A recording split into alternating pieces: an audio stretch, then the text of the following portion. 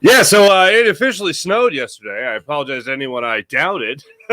It was, it was some wet snow to shovel. It was adorable. Little Toots, crashed the show a little bit. Yes, actually, the crash show yesterday, and then I didn't think she would have school canceled. I thought she would go to school, and she did not.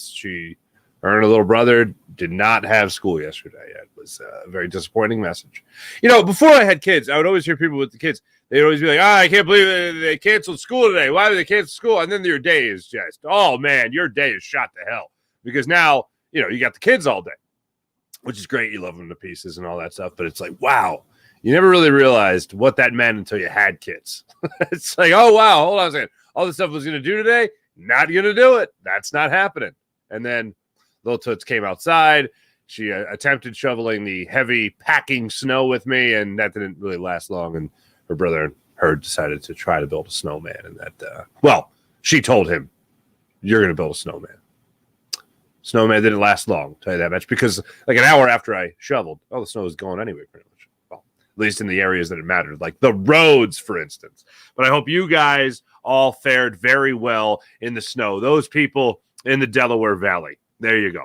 Welcome into the program. My name is Mark Farzetta. This is the Farzi Show. It's presented by MyBookie, mybookie.ag. So much to get into. Let's just start it off. Let's jump into it because we got a couple of hometown boys here that are in the news. Let's start it off with Haason Reddick. If you've been watching the show, if you've been following this story, you have been right on all the breaking news here, because I told you from the start that this was some team BS about Haason Reddick. That was from Jordan Schultz, that tweet that I just showed you right there, that picture, because he had just had a conversation with the Eagles pass rusher. And what he said, what he contended, what he brought out of it was that Haason Reddick never asked for a trade. He simply asked for fair market value. And we'll get to that information from Rob Motti in a second. So the story comes out that he asked for a trade. That's not a good sign. And it also seems a little out of character for Haason Reddick, who very much loves being in Philadelphia. Temple guy, Cherry Hill. We all know the backstory of Haason Reddick. So for me, I found it very interesting that he asked for a trade. And that screamed to me that it was coming from Howie Roseman or the Eagles front office in general, a source in the front office, which most notably means Howie Roseman. Now, why would they put this story out? Well, as I have pointed out many times, the second Haason Reddick threw the whole damn organization, not the team, not his teammates, but the organization, the front office, under the bus by saying it was their decision, the quote-unquote higher-ups, to make Sean Desai, to take away play calling from him, and the stories that have come out about Haason Reddick not talking to Sean Desai, that tells me that the front office is trying to poison the well for Haason Reddick, both in the world of public perception and possibly around the league, where you might not want to sign this guy. You might not want to trade for this guy because we know we are getting a pass rusher, an all-pro level pass rusher, a guy who could get after the quarterback almost better than anybody in the NFL, top 5 pass rusher in the NFL. We know that we could get this guy on the cheap, as we have been getting him on the contract that he has been on. So why would they pump him up? And also, why would they renegotiate a deal for him to stay here in Philadelphia when they know they're getting him at a great price? So it all screamed to me, both a slight punitive or vengeance factor, a financial factor, and what makes the team better factor. It screamed to me that any negative stories surrounding Haason Reddick in this offseason would be coming from the Eagles front office and not from Haason Reddick. I don't think Haason Reddick is flagging down reporters, telling them, oh, by the way, that Sean Desai guy sucked. I won't even talk to that guy. I don't think that's happening. I don't think it's also happening that Haason Reddick is going, by the way, I asked the Eagles for a trade. I told them you better trade me or else. That doesn't make any damn sense. This is 1 billion% coming from the Philadelphia Eagles. And you go to this story yesterday because Jordan Schultz of Bleacher Report originally put out, and I don't have it loaded up here. I don't know why it's not up here, but it should be up here. Please get up here. Where the hell is it? That's not it. Is this it? This should be it. I would love for this to be it. as it's loading. No, it's not. Sons of guns. I think I saved the wrong thing. You moron, Farzetta. Let me try that. No, okay, I don't have it. Whatever. So Jordan Schultz talked to Haason Reddick and said that Haason Reddick wants to stay in Philadelphia. That's what he loves. So Haason Reddick, I guess, also talked to, or Rob Maaddi talked to the front office. And this is what Rob Maaddi got out of that conversation with Haason Reddick, or the Eagles front office. I think it comes from the front office. Regarding Haason Reddick, the original report is accurate. He demanded a raise. They told him to go speak to other teams and determine your market value. He didn't like that people perceived him as him wanting out, and clarified that he never asked for a trade. This was not a case of false information being leaked to control the narrative. Team and agents will leak misinformation, and it's part of the doing business in the NFL or in any sport. I don't know why this is so tiny. You do what you need for a competitive advantage. With free agency and the draft coming up, there's going to be a ton of reports leaked to drive a narrative. Some false and what else? Some will be false. Okay. But here's what I get out of it. Half of that came from the team. The other half came from Haason Reddick. Haason Reddick saying that he did not want to be traded. I think that came from Haason Reddick. Everything else about him wanting a trade or seek a trade or granting permission to seek a trade, I think that came from the team. That, to me, is a war of words.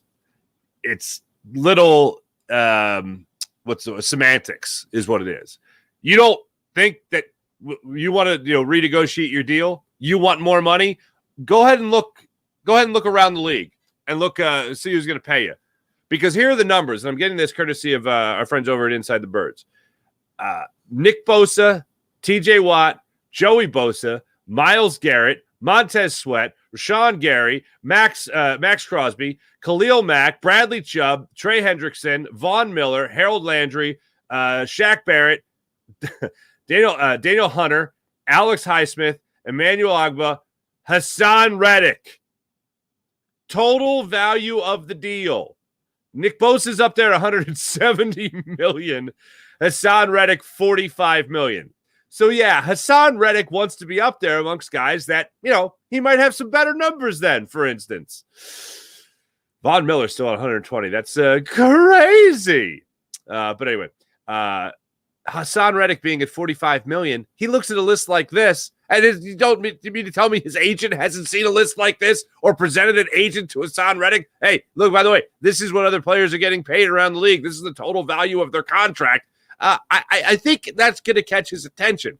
Where he falls under a better numbers here is that of the $45 million in a 3-year deal, $30 million is guaranteed.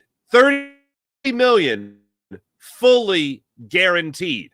That's where he's looking up a lot of that money, making up a lot of that money. Where you look at some of the other guys that are on this list, he's doing a little bit better than some of them. Certainly not most of them. He's doing better than a lot of them. Better than the 17th ranked in total value of the contract. That's what he's doing. And if you caught the interview I was doing yesterday with the Inside the Birds, Inside the Birds guys, Birds 365 guys, Jody McDonald and John McMullen, one of the things we got into was the idea if Haason Reddick didn't like the amount of times that he was being dropped back in coverage under Matt Patricia, guess what? He's not going to like the amount of times he's dropped back in coverage with Vic Fangio. I talked yesterday about the conversation that the Miami Dolphins were having, and the Birds 365 guys were laughing because I had it down to the minute. I told you guys that I watched the Hard Knocks, the in-season Hard Knocks of the Miami Dolphins because I wanted a glimpse of Vic Fangio. I wanted to give me some behind-the-scenes looks at Vic Fangio, what the players think of him, whatever. And it was halfway through the fourth episode, excuse me, where for the first time Vic Fangio even walked in front of the camera, and he was talking about Derrick Henry. He's a good running back. Okay, that's not a good scoop. All right. Hopefully there'll be something else. So I had to wait till episode 7, minute 27, where Vic Fangio finally sits down in front of a camera, and it's the only time he sat down in front of a camera in the whole thing. And he sits out in front of the camera, talks about his experience, talks about whatever, and then did nothing you didn't already know. But then it finally isolated a couple of the players. They're having dinner, and they're talking about Vic Fangio, and they're talking about how it's a difficult scheme to understand and get. But once you get it, man, you have that freedom, and you have to respect Vic Fangio because he basically designed his own defense. And now other teams around the league run his defense. And we know that all too well in Philadelphia. Well, I don't really think Haason Reddick is going to be in the best possible position to be Haason Reddick because he's going to be dropping back into coverage a lot.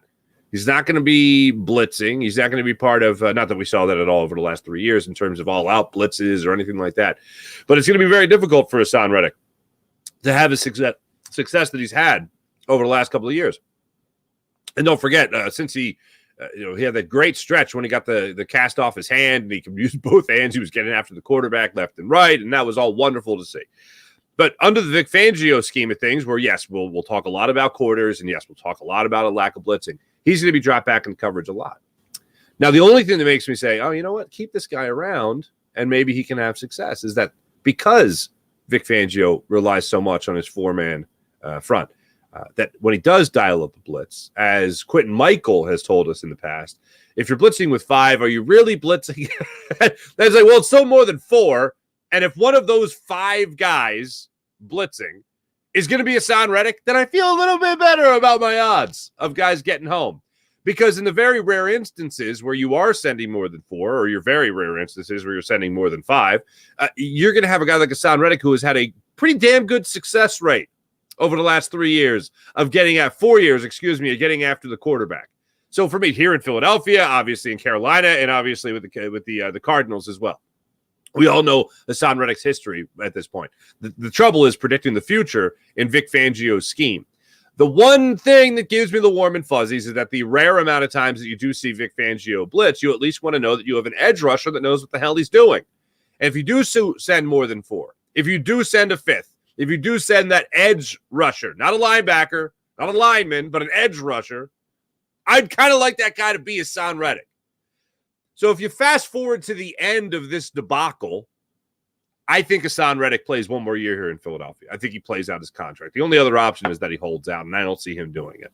I don't see another team renegotiating a 30-year-old's contract at this point. And if you look again back at these numbers, you're looking at Nick Bosa 27, TJ Watt 30, Joey Bosa 29, Myles Garrett 29. These guys have these deals in place already. I don't think they're renegotiating. I mean, you do look at, I mentioned him already, Von Miller 35. That contract's still existing. Not anything that's being renegotiated. Von Miller, as I mentioned there, and then you all go all the way down to Haason Reddick at $45 million. I don't think anybody's re-upping him at 30. That's the issue. I think he's respected in the locker room. I think the front office really didn't like how open and honest he was at his locker going into I think it would have been the Cardinals game. Or excuse me, the Giants game. I don't think he liked. No, it was coming out of the Cardinals game. Excuse me. I don't think they liked how open he was. And I think part of the retribution, and also the business savvy, and the semantics, was saying that they have granted him permission to seek a trade. In NFL jargon, that translates to go to hell. Okay, you want to renegotiate your deal. You want to get you want to demand a trade, or demand a raise. You want to demand a raise? Okay. You go look around the league and see who's going to renegotiate your deal and give you more money. Go ahead. You can seek your own trade. And when you come back to us realizing that no one's going to trade for you and renegotiate your deal, enjoy playing the 2024 season here in Philadelphia. That's what it's saying. We're not renegotiate your deal. What are you, crazy? We had a great deal. You signed this 3-year deal, $45 million, $30 million of it guaranteed. Yeah, you're happy. You like this deal, but now you don't because you're playing at you've played at an all-pro level. You've been fantastic for the Philadelphia Eagles team. And yeah, you have outperformed your contract. I mean, this is something that goes back to, this goes back a long time. And we could talk about, Terrell Owens' deal of outperforming his contract and being much more worthy of the deal that he signed to be here in Philadelphia because he was still technically on the deal with San Francisco. In that trade where he snubbed the Ravens and came to Philadelphia, snubbed Ray Lewis and went with Donovan McNabb. It reminds me even of Sheldon Brown, if you remember this deal. Sheldon Brown outperforming his contract, holding out of OTAs, if you can even call it holding out of the OTAs. And then he eventually played anyway, and then he was dealt. He went to the Cleveland Browns. Go figure. This is a classic case of a player that has, not just feels he has, but has outperformed his contract. And the Philadelphia Eagles are really not in the business of re-upping guys that aren't linemen, offensive linemen in particular. They're not really all about renegotiating the terms of that deal. They're not all about giving a guy a raise in that regard. Even though Haason Reddick has been one of the best pass rushers in the NFL over the last 4 seasons. This year, a little bit of a bump, a little bit of a knockdown, playing with the hand injury earlier in the season. And I like the, if you want to call it a threat, I don't know if it really worked out that way. But one of the reasons the Eagles, and this is from Dan Cilio when I was on with him earlier in the week, one of the reasons they brought in Nolan Smith was to shake up Haason Reddick a little bit. All right. This is where we're at right now. The players that have performed for you, performed well, that have come here and been impact players like Haason Reddick, this is the message that you're sending. And I have zero doubt in my mind that the leaks have mostly come from the front office. That's what I believe. And I also find it interesting for anyone that wants to play internet detective. Haason Reddick still has it pinned on his Twitter. I'm coming home, from when he signed with the Philadelphia Eagles March 14th, 2022. So anyone that wants to play internet detective and say, "Oh, he hates being here. This is terrible. He doesn't want to be here." He's still a fan of being here. He likes being here in Philadelphia. He likes being close to home. He likes being close to his family. This is what he wants. I give him every ounce of credit for that. So as far as that goes, hey, man, yeah, keep the party coming. That's something that is a little undersold. Here's what I was trying to get to you earlier. This is from Jordan Schultz. Jordan Schultz said that he just spoke to Jordan Schultz of Bleacher Report, that he had just spoke to all-pro pass rusher Haason Reddick, who tells him he never requested a trade and he wants to stay in Philadelphia. He quotes Haason Reddick and he says, "I would like to get an extension done here at home. At no point did I ever tell the organization that I wanted to be traded." Reddick has 1 year left on his deal with no guaranteed money left. Well, if he plays, he's getting that money. This is home for me, according to Schultz. This is what Reddick told him. "This is home for me. I was born and raised here. 2 of the most fun years playing football in my life came here. I've cherished being an Eagle." Well, that's beautiful. That is wonderful. That's exactly what you want to see. That's exactly what you want to hear from Haason Reddick about playing in Philadelphia. And let's get away from the drama for a second. Would you like to have Haason Reddick play here in Philadelphia? I'd like to have Haason Reddick play here in Philadelphia, even in Vic Fangio's scheme. It's not a foreign concept for him not to be in a Vic Fangio type of scheme. In a Vic Fangio type of scheme, he has had some pretty good years here in Philadelphia, whether it be under Jonathan Gannon, whether it be under Sean Desai. He has had some pretty good years here in Philadelphia. I would love to see him back here in Philadelphia. I would love to see him get another double-digit sack. Again, if you're not going to dial up blitzes, and you might do less of that than ever, considering you had the 6th lowest blitz rate in the NFL last year, 3rd lowest blitz rate in the NFL last year, Vic Fangio with the Miami Dolphins. Yeah, you're not going to be doing that a lot. So I'd like Haason Reddick to be one of those guys. Look, I think he's a good leader. I think he said a lot of things at his locker that a lot of people on the team felt. He didn't speak for anybody else, but I think he lifted up the hood A little bit more than the organization really would have wanted. I mean, it was blatant.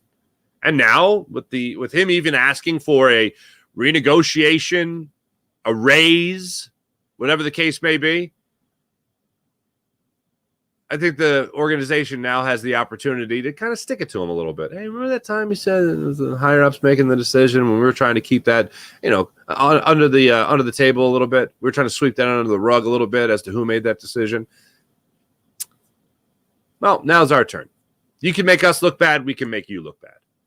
And those are the, hey, look, it might seem childish, but it's part of the business. If we can devalue you on the open market, we're going to do it.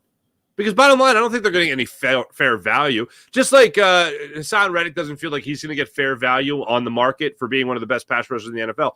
I don't think the Eagles are looking at it like, okay, well, if he's not going to get fair value on the open market, he's certainly going to get fair value from us. They diminish the return he diminishes his own return. By being that open and putting things out in the public about what's going on in the inner workings of the franchise, yeah, nobody likes that. Nobody likes that.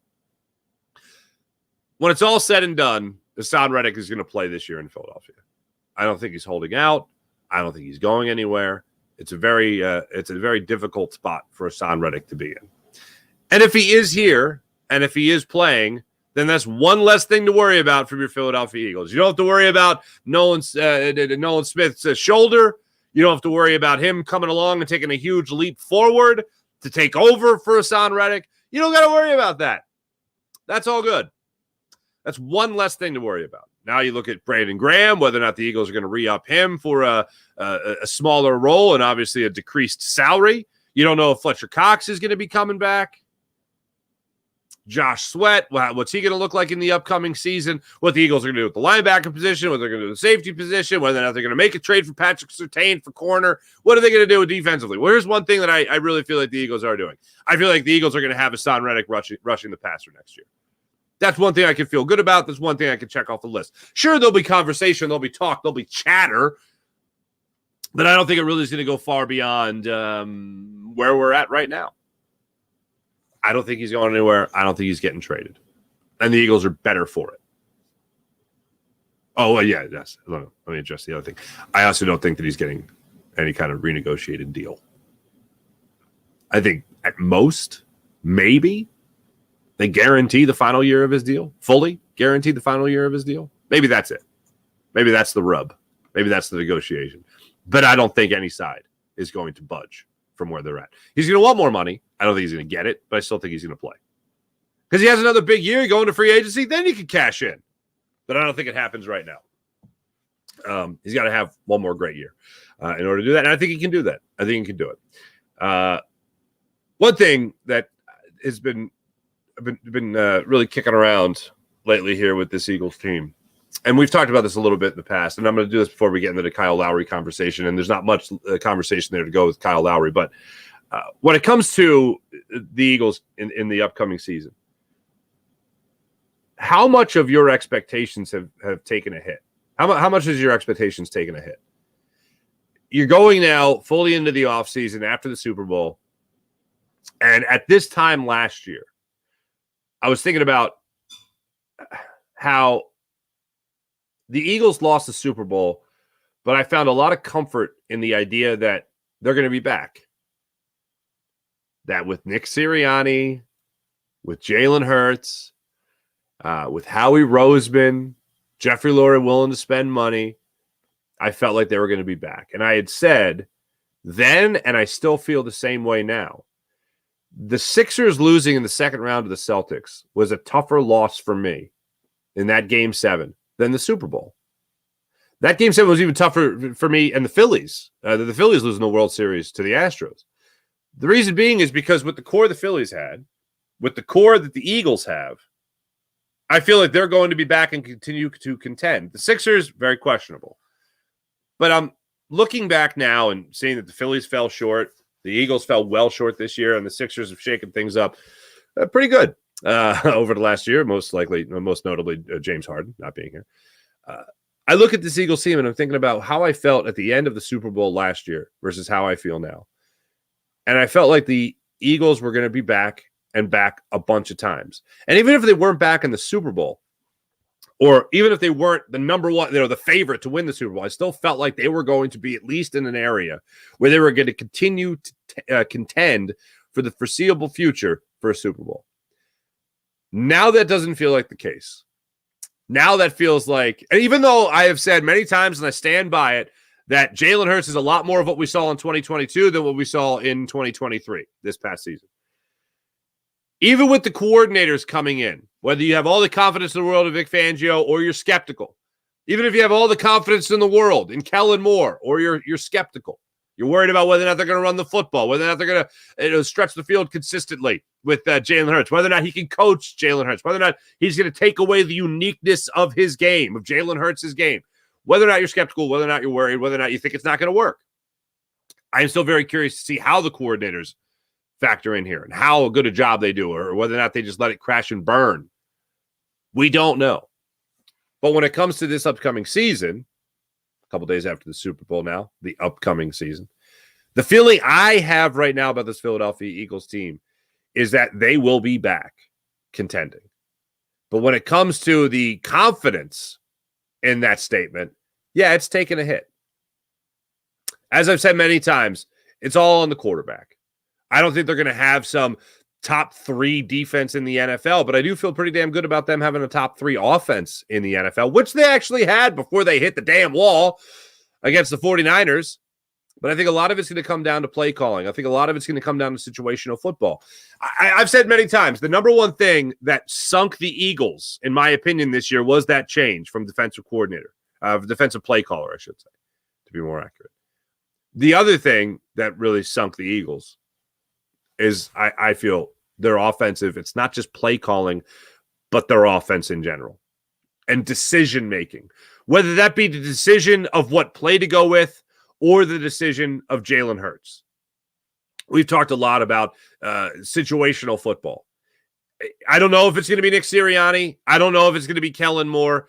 I would assume with Nick Sirianni saying that it's going to be up to the offense coordinator to control the offense, it's going to be under Kellen Moore. This is a downshift, as we've said many times before, from a CEO type of head coach to a manager head coach. We'll see if Nick Sirianni this year can earn the title of CEO head coach again. But right now, I have downgraded him to a manager. And now you're going to have a CEO of the offense. You're going to have a CEO of the defense. You're going to have a guy in between that's kind of holding down the fort. I assume doing game plan. But in terms of the situational football, if you could prevent Jalen Hurts from forcing throws, if you could prevent this offense from forcing situations, if you could maybe not have Devontae Smith blocking on a bubble screen, that'd be great. Maybe that would help. If you can mix up the run, which has not been Kellen Moore's MO, whether that be in Dallas, whether that be in the brief amount of time he was in Los Angeles with the Chargers, or whether that's going to be this upcoming season in Philadelphia. We don't even know who his running back's going to be yet. We don't even know how they're going to shake that up. We don't know if DeAndre Swift is going to be back. I would assume DeAndre Swift is not going to be back here in Philadelphia. I would assume he'd want to go somewhere that might be relying on the run a little bit more than here in Philly. So when it comes to the questions, all these questions got to be answered before you can really say, oh, this team is definitely going to be back. When the Eagles lost the Super Bowl last year, my thought was they're going to be back in this spot. And if they're not going to be back in the Super Bowl, if they're not going to be winning the Super Bowl, they're at least going to be in true contention for that. It started out, even though it was an ugly 10-1, it was a 10-1. All right, hey, look, they're 10-1 and they still have a lot to fix. Well, that's a pretty damn good football team if you can have all those things to fix and you've won 10 of your 11 games. It's pretty good. And you know what? With better situational football, you're beating the Jets and you're 11-0. You're in contention for that number 1 seed a hell of a lot longer. But if you're looking at how you felt about this Eagles team after the Super Bowl and now, yes, it is different. I still, though, have confidence in Jalen Hurts, and I do have confidence in Kellen Moore, who I do label as a good hire. In a pass-or-fail world, I think it is a passing grade, at least on paper, and then we see how it all comes together. But I have confidence that it is going to come together well. The thing that is so disturbing is that the Eagles, I still feel this, and I felt this at the time, and I feel this now. The Eagles looked at Brian Johnson, And they said, if you have even the least amount of experience or no experience as a play caller, this is a great situation to come into. With all the pieces you have here, it's going to be hard to fail as an offensive coordinator with the Philadelphia Eagles. So, yeah, we'll hire Brian Johnson. We'll keep it in-house. We'll keep Jalen Hurts happy. At least that's what it seemed like at the time. And we'll grow from there. Turns out they kind of overvalued their offense and undervalued the experience, know-how, and talent of the play caller and the role that play caller would play in all of the Eagles' decision-making on the offensive side of the football. They undervalued it tragically. Oh, Brian, you can just roll about just about anybody in there. This guy's got a relationship with the quarterback. They'll be good to go. Well, it turned out to be an epic fail. So what do? They go in the other direction. They bring in somebody who has not only had that experience, but also comes in with a former number 1 ranked offense. That makes me feel a little bit better about the Eagles' direction offensively. Defensively, you could be the biggest Vic Fangio fan in the world, but do you have the pieces to execute the plan? I don't know. I don't think so. But one thing I think that does remain to be seen, one thing that you can look at, Howie, when he's had problems defensively, he's gone out and he's made acquisitions, whether it be Darius Slay when he got Darius Slay, whether that be in the draft with Jordan Davis and Jalen Carter, and yes, still Nolan Smith. He has done that. So I think that this is going to be a very busy offseason for the Philadelphia Eagles. And yeah, also Haason Reddick. Let's not leave Haason Reddick out of all this. Bringing in Haason Reddick, pretty damn good move as well. Howie has made moves to make sure that his team is in a good position to start winning football games, whether that be on the offensive side of the football or the defensive side of the football. So overall, when you're analyzing how you felt at the end of last year versus the end of this year, in terms of the full gambit, not just the Eagles season, but the Super Bowl as well, no, my confidence, of course, is not as high as it was in the overall Eagles when they lost the Super Bowl last year in terms of going into the following season, how they were going to look, where they were going to be, where they were going to end up. It's certainly taken a hit after the scary things you saw this year, but I still have confidence in Jalen Hurts being able to get back to an MVP caliber form. He's got the weapons and he's got the experience around him. So that for me is what I'm going to be looking forward to most. I think the most exciting splash acquisitions, whether that be through the draft or whether that be through free agency or whether that be through trade, those are going to happen on the defensive side of the football. Running back wise, you're going to be relying on Kenny Gainwell. I don't know if Boston Scott's I don't know if he's going to be here. I don't think DeAndre Swift is going to be here. So you got some work to do in that running back room. That might be the only splash or eyebrow-raising thing that Howie Roseman does offensively speaking. But defensively speaking, I think there's a lot of room for growth and improvement. No doubt about that. There was one more thing from Haason Reddick, and I don't know, I must have messed up my labels in some way, shape, or form. So my apologies in that. Yeah, I'm a big dumb idiot. Miss Scusi. But basically, the smoking gun in all of this stuff with Haason Reddick, just go back for the second, is that he said himself that he did not ask for a trade. So there you go. From one local product to another, from Haason Reddick to Kyle Lowry, ladies and gentlemen. Look, one thing I learned, it's official. They tweeted out the picture. Kyle Lowry and Daryl Morey signing the contract. You will not have Kyle Lowry tonight. He won't be playing for the Sixers just yet. Won't be playing for the Sixers until after the All-Star break. But if you're looking for, I think Keith Pompey described it well in the Inquirer. This isn't so much about talent, and he still has talent. He dropped. People forget he dropped 33 points in a play-in game last year, but a year ago. But Kyle Lowry will be 38 by the time the playoffs start. Okay, Kyle Lowry will be 38 by the time the playoffs start. That's something to think about. And he was a starter for the Miami Heat. Started 35 of the 37 games he played in. He's still playing around 28 minutes a night, which seems like a lot. This is, and I hate to use the term, for a player that I still have some expectations for, to at least play well when he gets his minutes. But this was mostly done as a retirement gig to finally play for his 76ers. Kyle Lowry, good for him, his childhood dream. And it's also, yes, a reunion with Nick Nurse, but above all else, when it comes to the actual thing that matters, which is what he's bringing to the table here, yes, some skill, though diminishing, and leadership. He's going to be a leader on this team. He is going to have the dog mentality that we've talked about, not from the Eagles' perspective of have that dog mentality, but from a 76ers perspective of you had PJ Tucker, he's been gone. You brought in Marcus Morris after that. Now he's gone. You brought in Patrick Beverley for that as well. Now he's gone. The only thing with Patrick Beverley is I think he still has some basketball left in him. The Kyle Lowry, I don't know what to expect from him. It's certainly not a lot. It's not a high bar. But he ain't going to be playing 28 minutes a night.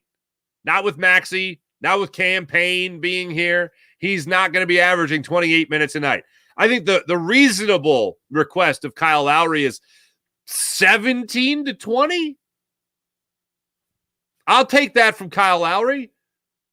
You're not getting a 6-time All-Star. He's 4 years removed from his last All-Star appearance. He's got a great relationship with Nick Nurse. I love the fact that Nick Nurse wasn't standing in his way in terms of coming back to Philadelphia. It was absolutely, it wasn't like he was butting heads with Nick Nurse in Toronto and then got dealt to the Heat. That's not the case.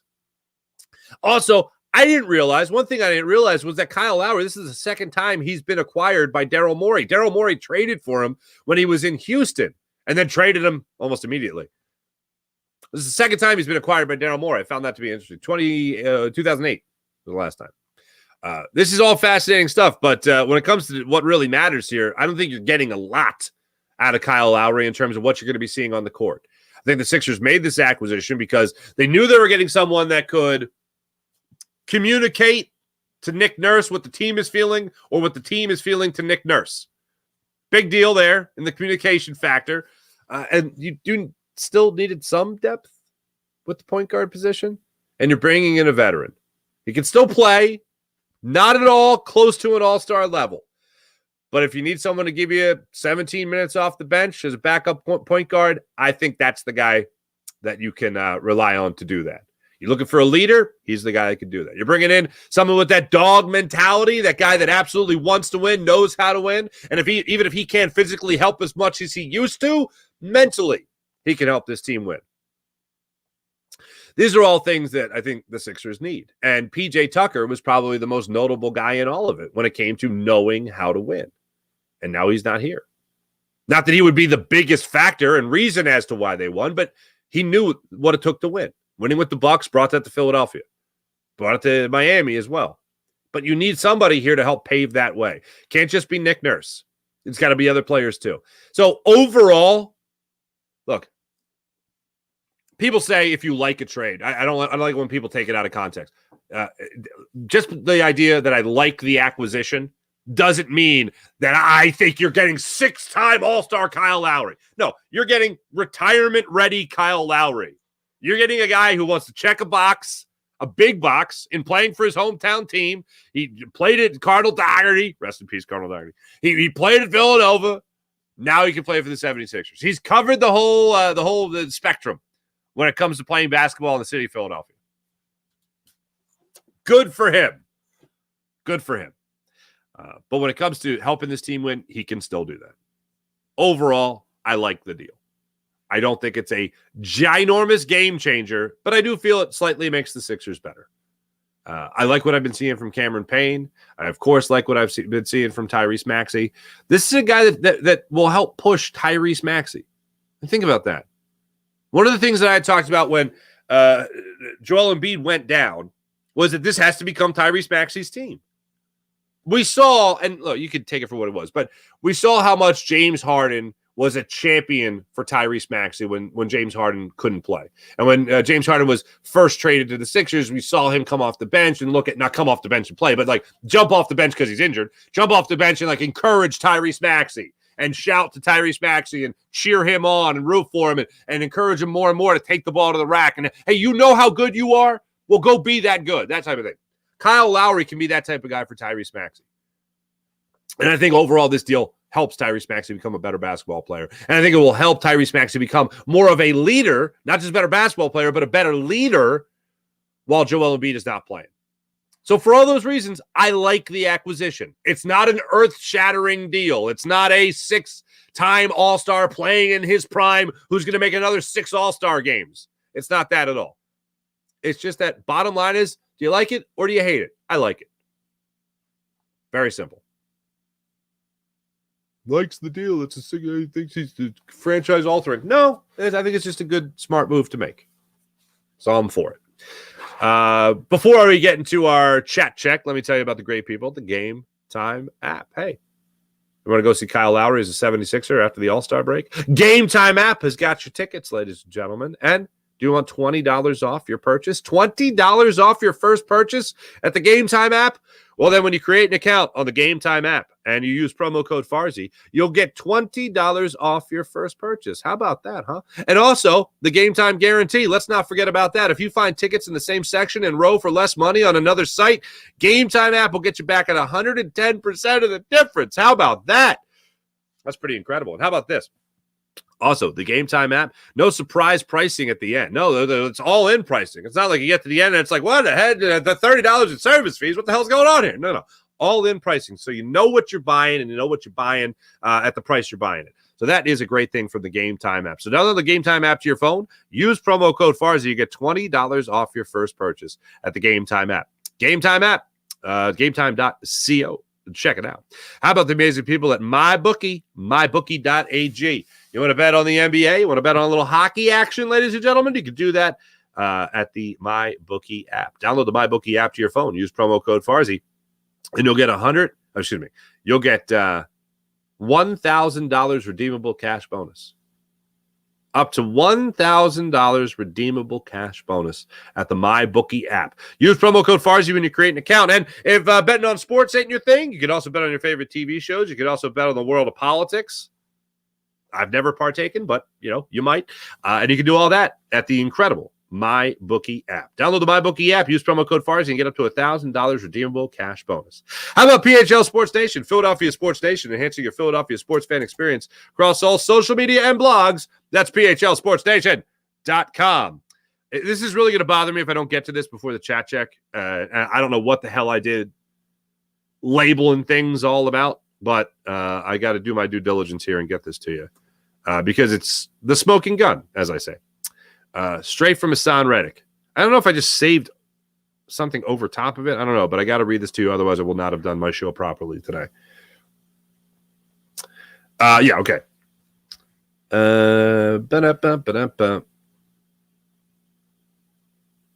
Okay. Yeah. Haason Reddick quoted the Jordan Schultz tweet and said that this is from Haason Reddick's mouth. Okay.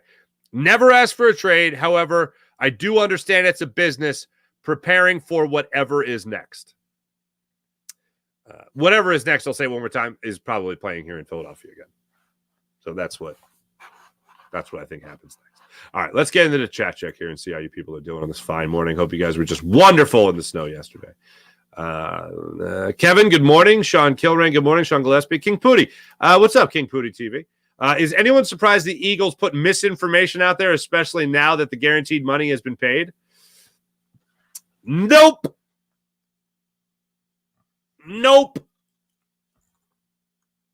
Not even a little bit.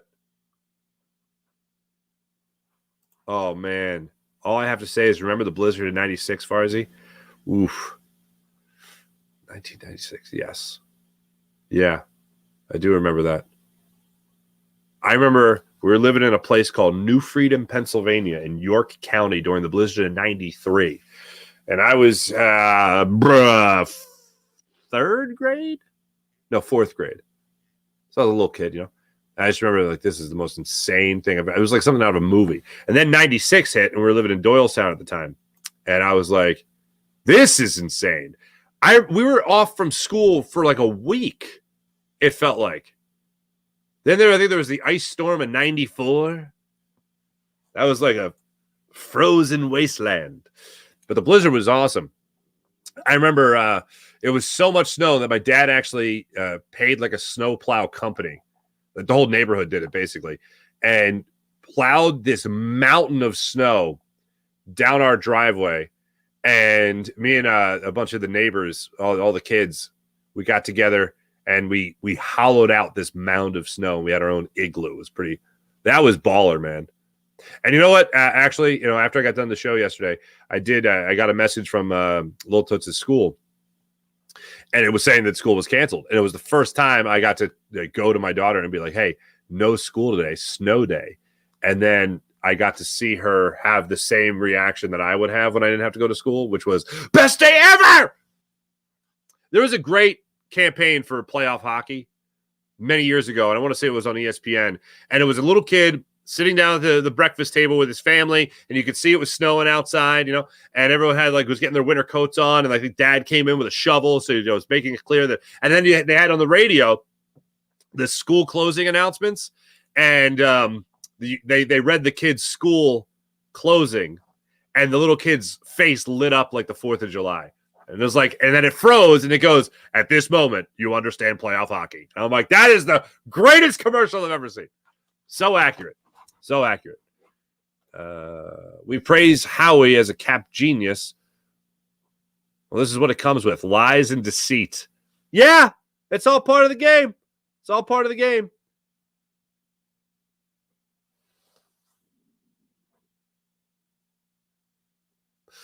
Oh, okay. T-Bro. Yes, sir. Happy Pitchers and Catchers Day. Saw guys already out there throwing balls yesterday. Beautiful scene in Clearwater, Florida. Pitchers and catchers reporting. Love it. Sean Gillespie, slimy actions on the Eagles organization for a player who spoke truth. Yeah, but nobody likes truth. If you're the person that looks bad in the truth, you don't want that. No thanks. Sovereign Succotash is the name of the person's handle. This is the BS that flows from Howie. The dude needs to work on the defensive back 7. Yes, I concur.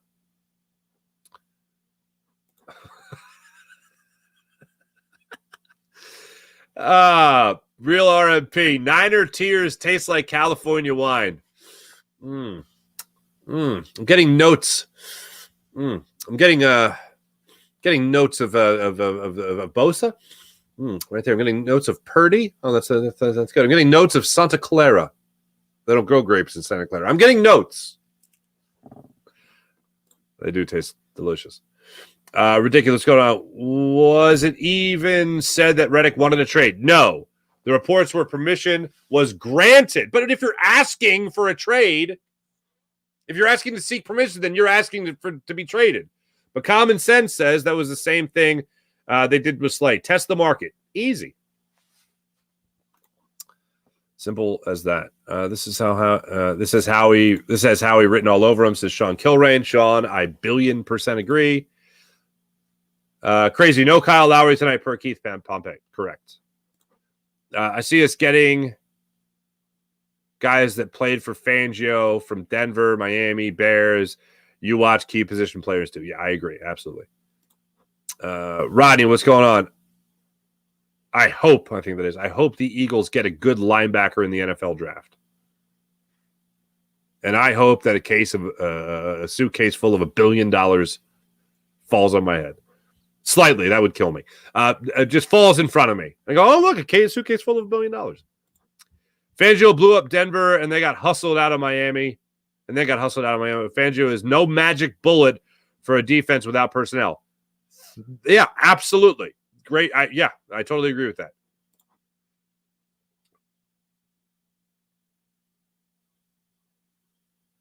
Ridiculous. Reddick just said what everyone on the team was thinking. Demoting Desai and Matt Patricia. Changing things up that shouldn't have happened so late in the season. That's mess-uppery and should be highlighted. I agree. But they don't, for whatever reason, they just don't see it the same way. Howie's small people control freak. Thank you. Giacomo Fisher, what's going on? Damn, hello, good morning. Hello, Giacomo. April, it's time for baseball. What's up, April? In order for Howie to loosen up some cap money, he has to renegotiate Mailata and Reddick's contracts and cut Byard. Okay, that's fine. Otherwise, there is about. Here's the thing. As I mentioned earlier, unless you're a lineman, he's not going to renegotiate your deal. I don't think he's going to renegotiate Haason Reddick's deal. I think he is going to renegotiate Jordan Mailata's deal. because they'll just do what they do with Lane Johnson and every other offensive lineman of any money or any note that they've had. Move more money down the line. Yeah, I don't think Byard's coming back. Probably rework Byard because they need a safety. And he has thrown it. He was thrown in a meat grinder. Depends what the dead cap would be. I don't know what his dead cap be, but suffering succotash is saying it's $300,000. That's fine. Might be gone there, but no Sidney Brown. So we're back to no safeties. Wow, Sidney Brown with the ACL. Yeah, Haason Reddick. King DB Sports Subs. Haason Reddick needs to remain an Eagle. This is all on Howie and the organization. How much trust do you really have in Nolan Smith? None. To hit the ground running after a redshirt year. Yeah, I do not have a lot of confidence in that regard. This is interesting. Reed Blankenship blew an incredible amount of assignments this past season based on film. Other teams often took advantage of areas that Blankenship vacated. Tough situation at safety. There are a hell of a lot of holes, man. A hell of a lot of holes. Zaid, what's going on? Zaid, sorry. I would love to see the kid play here a few more years, especially if we can get double-digit sacks out of him. They need to use him properly. Don't have him covering the pass, and he needs to be rushing.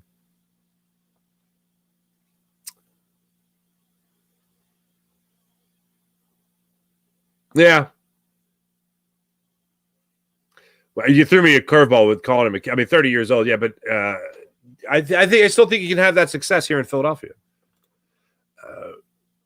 As far as the expectation of Super Bowl or bust, if we're keeping Nick Sirianni, we aren't rebuilding. How he can pull his big boy pants up and fix the roster again. Yeah, I hope that happens. Jason Kelsey, one more year. Bleep it. The league, go Birds. Bleep the league, go Birds. We also kind of knew the 49ers would beat us. Yeah, I agree. Desai was better. That's true. By the way, speaking of Jason Kelsey, look, another tidbit about whether or not he's going to retire. Another tidbit. Apparently he told Shaq on the Shaq cast, whatever it's called, that he's still, he's doing exactly what we all think he's doing, which is he's contemplating retirement. We all know that already. He said he's going to take a couple more weeks. All right, take a couple more weeks and get back to us. Officially the offseason here, thank God, says Harris France. Yeah. Howie went out and got Edmonds, Evans, Burrows, and Leonard. Yeah, that was a lot. Sean Kilrain, would you entertain the idea of Derrick Henry coming here, wanting to play for a contender? Yes. Absolutely. The question is what it would cost you in terms of money. But if you get Derrick Henry, you got to run the ball. That's not something that this team wants to do. And you're probably going to have to spend a little bit of money. That's not happening. But I'd entertain it. I'd listen. I'd take that call. Speaking of making moves, Howie needs to make some moves and get us some linebacker. The linebacker thing, man, that's just not happening. Suffering succotash. Why even talk about Nolan Smith? He isn't playing, and when he does, he doesn't play well. Smith is in I don't know guy right now. He ain't replacing Reddick. Yes, I agree. I don't know. Nolan Smith scared the hell out of me. When Nolan Smith talked about his shoulder after the first game he ever played, I'm like, dude, you're a rookie. You can't be talking about bum shoulders. Well, sometimes my shoulder works and sometimes it doesn't. What? Is Lowry allowed to play and collect his pension at the same time? Nope. Billy Bob Joe. Hey, Howie, just get rid of everyone over 30 since that's your dumb arsh philosophy. Great use of the word arsh. But Lane, Kelsey, Graham, Cox, Slay. Yeah, that's the ticket. Shake my head. Oof. I love a yeah, that's the ticket. Oh, in other news, the Bucs are 3-6 with Glenn, not Doc Rivers. Gotta love this. They got blown out last night at the hands of the Heat. It's like a 30-point loss. Cam and Buddy are looking good. Ridiculous. No, this Sixers team is a lot of fun. I have a lot of fun watching the Sixers team. Look, it's 2 wins. Back-to-back wins. That's all fine and dandy. I like that. I'd like to see more of it. But all that really matters is that in the time without Embiid, they stay in somewhat contention for the playoffs, which they will. And I don't think that's just the play-in tournament, by the way. But they have their last game against the Miami Heat tonight in South Philly. We'll get to this now. 7 o'clock in South Philly tonight.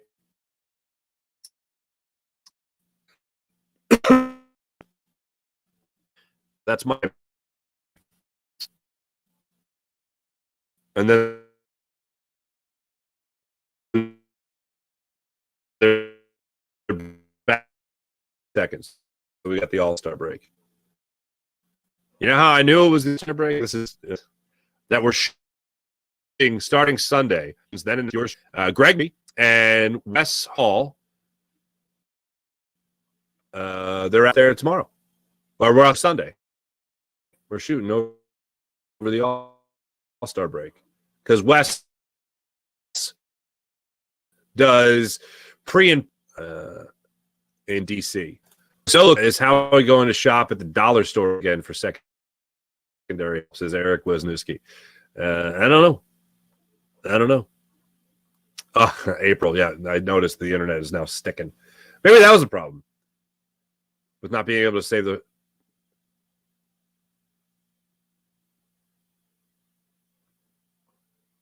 Maybe that was the problem I was having earlier.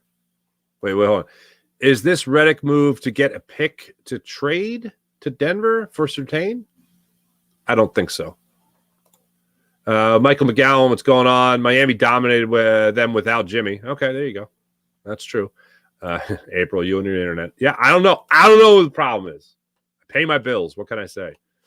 And I have supposedly the highest internet. So whatever.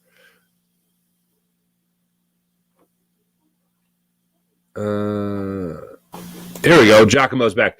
Lowry helps the Sixers score among backups, which has been a weakness over the years in the playoffs. Yeah, good. It's a good move. I like it. I like it a lot.